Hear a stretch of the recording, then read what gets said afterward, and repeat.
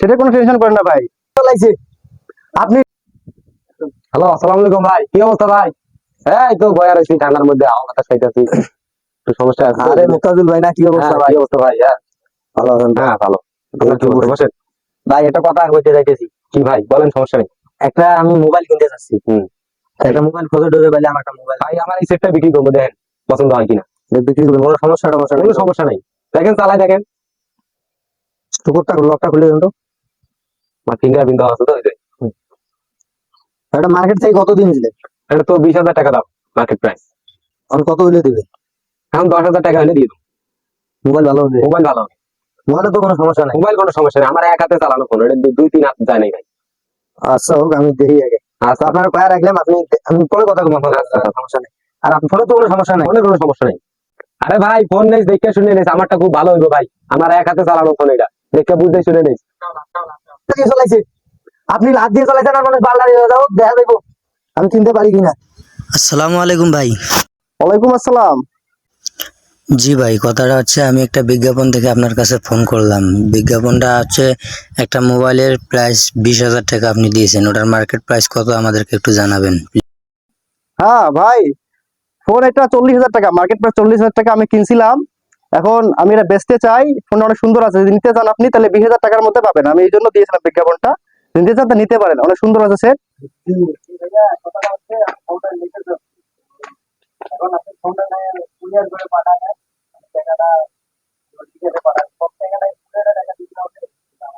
হ্যাঁ ভাই, আপনি চাইলে 10,000 টাকা আগে অ্যাডভান্স করতে পারেন, 20,000 টাকা এখন লাগবে না, আগে 10,000 টাকা অ্যাডভান্স করেন, তারপর আমি ফোনটা পাঠিয়ে দিতেছি কুরিয়ার করে।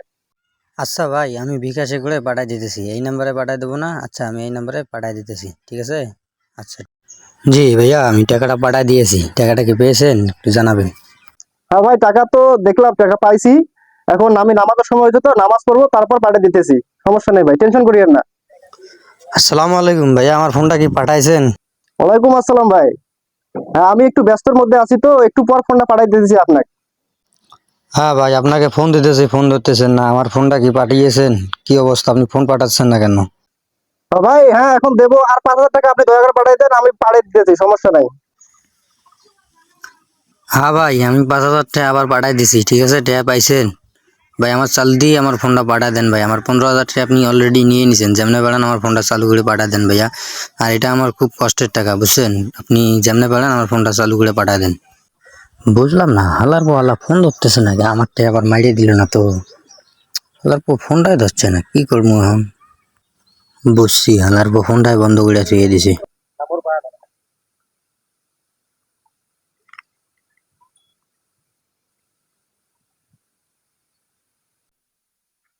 কি অবস্থা, ভালো তো? কি অবস্থা ভাই? ভালো তো? আরে ভাই কোশ না রে, এটা তো গোয়া ভাই, মারতেছি। কি সমস্যা?